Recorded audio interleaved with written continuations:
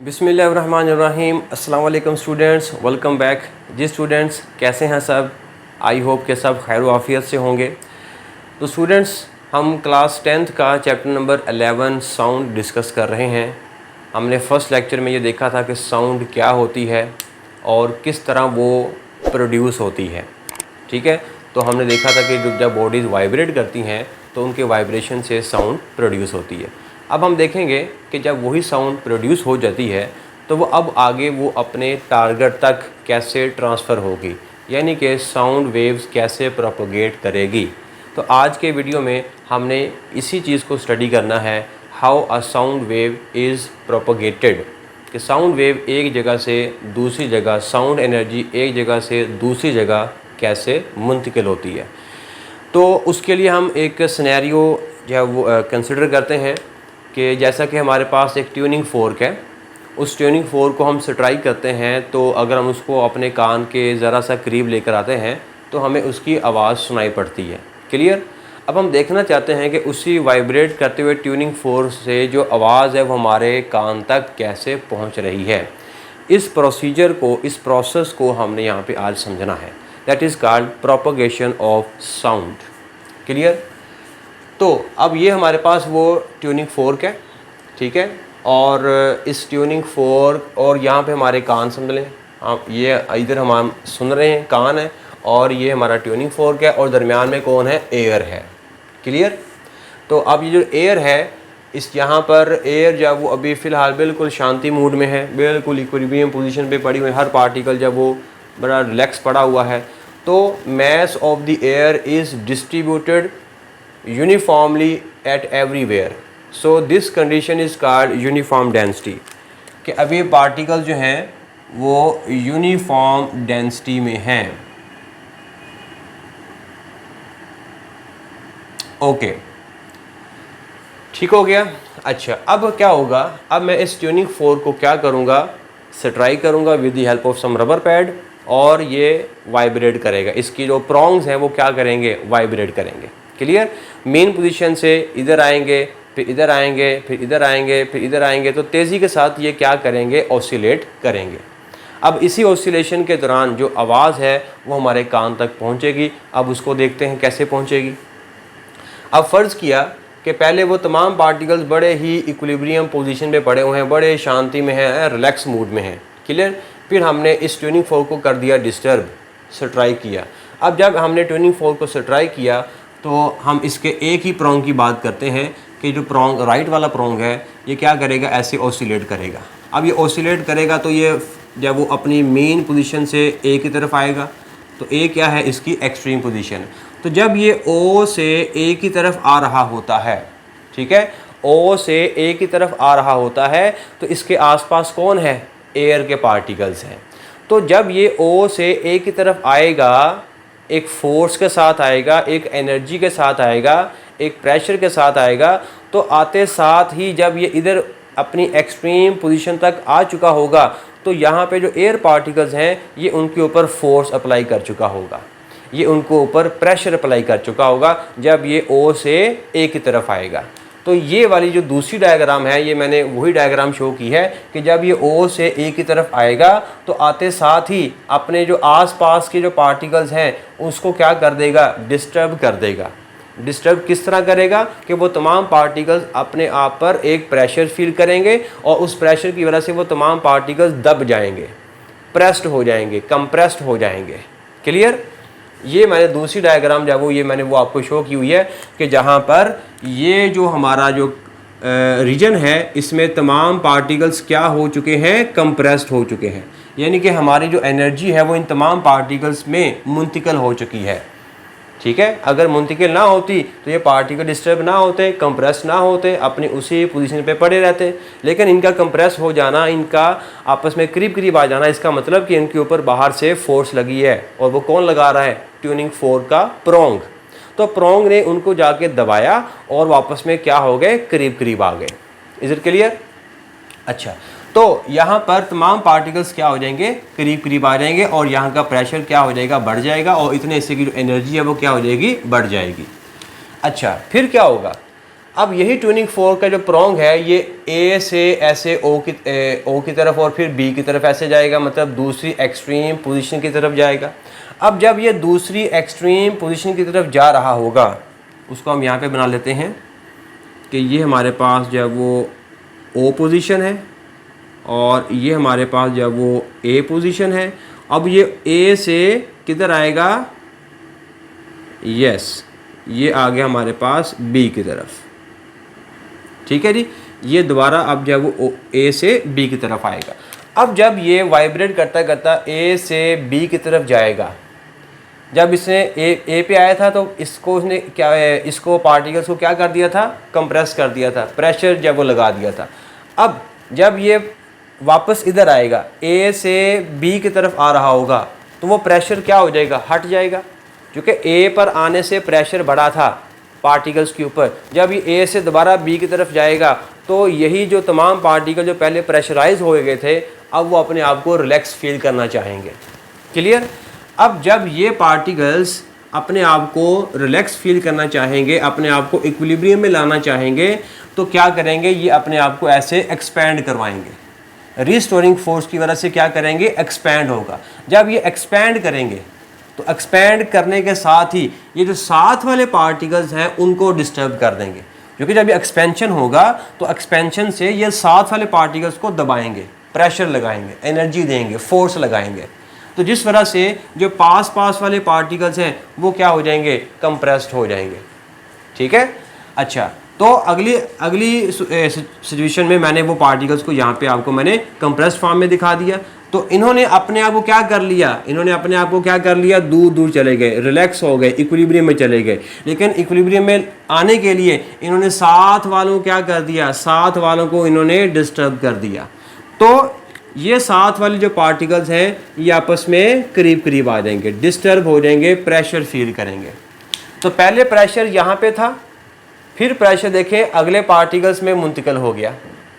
Clear. और अगले particle disturb हो गए, वो करीब आ गए, उनके पास एनर्जी आ गई। अब क्या होगा, ये क्या चाहेंगे, ये भी चाहेंगे कि हम दोबारा पहली वाली पोजीशन पे चले जाएं, पहली वाली स्टेट में चले जाएं। कौन सी, जब वो अपने आप को बड़े रिलैक्स फील करते थे। तो अपने आप को पहली वाली पोजीशन में लाने के लिए ये क्या करेंगे, ये अपने आप को एक्सपैंड करवाएंगे।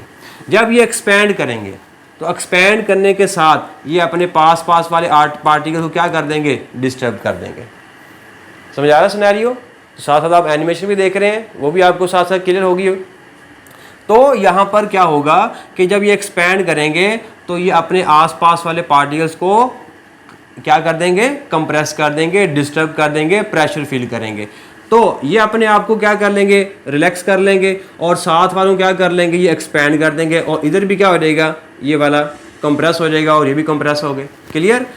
तो इस तरह हमने देखा कि हमारा प्रेशर यहाँ से यहाँ पे चला गया, फिर इन्होंने साथ वाले पार्टिकल्स को जब वो क्या कर दिया, कंप्रेस कर दिया, प्रेशर साथ वालों को मुंतकिल कर दिया। तो एनर्जी हमारी बेसिकली एक जगह से दूसरी जगह मुंतकिल हो रही है in the form of pressure. Particles के प्रेशर और एक्सपेंशन के नतीजे में हमारी जो एनर्जी है वो एक जगह से दूसरी जगह मुंतकिल हो रही है। क्लियर। तो यहाँ पे पहले प्रेशर था, फिर यहाँ पे हो गया, फिर यहाँ पे आ गया, फिर एनर्जी यहाँ पर थी, इनके पास थी, फिर यहाँ पर आ गई एनर्जी, फिर यहाँ पर आ गई, और यहाँ पे कौन है, यहाँ पे हम खड़े हैं कान लगाकर। तो हम सुनते हैं कि वो एनर्जी हमारे कान के पर्दे के ऊपर आगे गिरती है और हमें सेंसेशन होती है, और हम जब वो कोई आवाज़ सुनते हैं। तो इस तरह ये जो ट्यूनिंग फोर्क है, इसके वाइब्रेशन से जो साउंड है वो क्या हो रही है, ट्रैवल हो रही है। साउंड क्या कर रही है, प्रोपोगेट कर रही है। तो साउंड किस तरफ प्रोपोगेट कर रही है, साउंड वेव, साउंड एनर्जी। तो साउंड एनर्जी इस तरफ प्रोपोगेट कर रही है, साउंड एनर्जी इस तरफ जा रही है, साउंड एनर्जी इस तरफ जा रही है। ठीक हो गया, राइट साइड पर।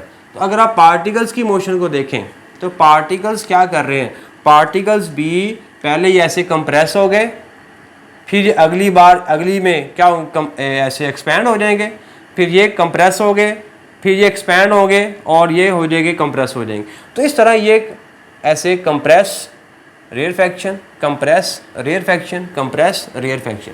तो इस तरह ये कंप्रेशन और रेयरफैक्शन की शक्ल में ऐसे साउंड हमारी ट्रैवल करती है। Is it clear? तो इसमें जो पार्टिकल्स हैं, पार्टिकल्स हमारे इस तरह ऑसिलेट कर रहे हैं, left right left right left right, और साउंड का वेव, साउंड जो एनर्जी है वो किधर जा रही है, वो राइट साइड पे जा रही है। तो पार्टिकल्स का मोशन जो है वो इस तरफ हो रहा है, लेफ़्ट राइट, और एनर्जी भी हमारी किधर जा रही है, राइट साइड पर।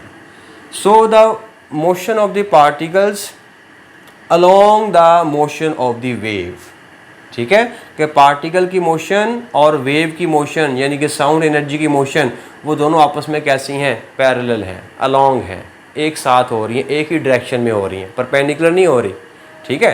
तो पार्टिकल्स का वेव की डायरेक्शन के अलोंग वाइब्रेट करना ही क्या कहलाता है, लॉन्गिट्यूडनल नेचर कहलाता है।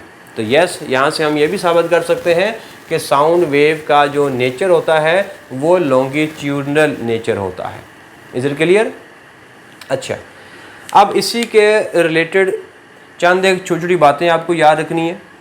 तो हम जानते हैं कि वो वाला हिस्सा जहाँ पे पार्टिकल्स करीब करीब होते हैं, ठीक है, यहाँ पे पार्टिकल जब वो करीब करीब है, यहाँ पे पार्टिकल्स दूर दूर है, यहाँ पे पार्टिकल्स करीब करीब हैं, तो करीब करीब वाला जो रीजन है जहाँ पे पार्टिकल्स करीब करीब है उसको हम क्या बोलते हैं, कंप्रेशन कहते हैं, ठीक है, उसको हम क्या कहते हैं, कंप्रेशन। और जहाँ पे पार्टिकल्स दूर दूर हैं वो वाला क्या है, रेयरफैक्शन है। तो इस तरह जो साउंड का जो प्रोपगेशन है वो compression rarefaction compression rarefaction compression rarefaction की शक्ल में होता है। ओके, तो एक कंप्रेशन और अगली जो कंप्रेशन है इसके दरमियानी फासले को हम क्या नाम देते हैं, वेवलेंथ नाम देते हैं। ये हमने पढ़ा हुआ है। The distance between two consecutive compression are two consecutive rarefaction, के दो रेयरफैक्शन के दरमियानी फासला या दो कंप्रेशन का दरमियानी फासला क्या कहलाता है, वेवलेंथ कहलाता है। क्लियर?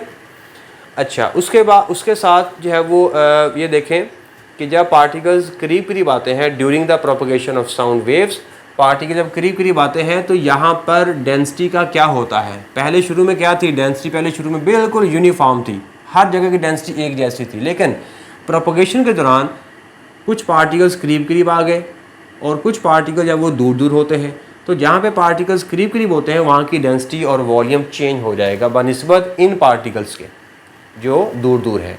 तो जब पार्टिकल्स करीब करीब आ जाएंगे तो वॉल्यूम क्या हो जाएगा, उस हिस्से का जो वॉल्यूम है वो कम हो जाएगा। तो अगर वॉल्यूम कम हो जाएगा तो डेंसिटी भी कैसी हो जाएगी, ज़्यादा हो जाएगी। कैसे? हम जानते हैं ना कि rho is equals to mass over volume. Mass तो अभी भी हर जगह पे सेम है, जितने पार्टिकल्स यहाँ पर, अगर 1000 पार्टिकल यहाँ पर है तो 1000 यहाँ पर है, 1000 यहाँ पर है, 1000 यहाँ पर है, तो मैस तो अभी भी हर जगह पे कैसा है, सेम है। तो अगर मैस एक जैसा है, so this simplifies that rho is equals to 1/v।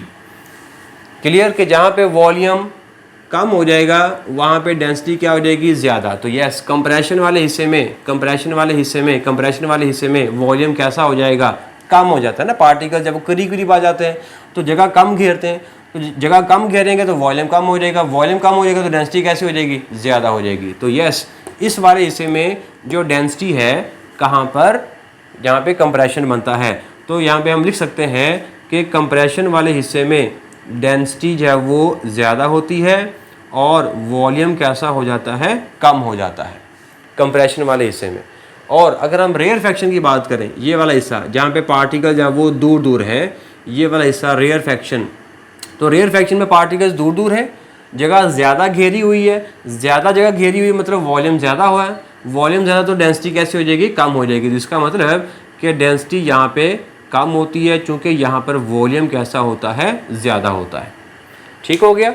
तो इस तरह कंप्रेशन और रेयरफैक्शन में आपको पता होना चाहिए कि किस जगह पर वॉल्यूम ज़्यादा होता है, किस जगह पर वॉल्यूम कम होता है, कंप्रेशन क्या होता है, रेयरफैक्शन क्या होता है। ठीक है, ये सब बातें आपको पता होना चाहिए। तो ये जो क्वेश्चन है ये आपको लॉन्ग क्वेश्चन में भी आपको आ सकता है। ठीक है, फिर आपको यही डायग्राम बनाएंगे। डायग्राम तो खैर आपकी बुक में उसने लाइन की शक्ल में बनाई हुई है, तो मैंने डॉट बना दिए हैं। इट डजंट मैटर कि आप डॉट बनाते हो या लाइन बनाते हो, लेकिन आपको कंसेप्ट पता होना चाहिए कि इसमें हो क्या रहा है। क्लियर बच्चों? तो आपने देखा कि किस तरह जो साउंड है वो हमारी एक जगह से दूसरी जगह जो प्रोपोगेट करती है in the form of compression and rarefaction. तो कंप्रेशन और रेयरफैक्शन का बनाना मतलब वेव का लॉन्गिट्यूडनल नेचर को रिप्रेजेंट करता है। ठीक है बच्चों, तो यहाँ तक आज का हमारा टॉपिक ख़त्म होता है।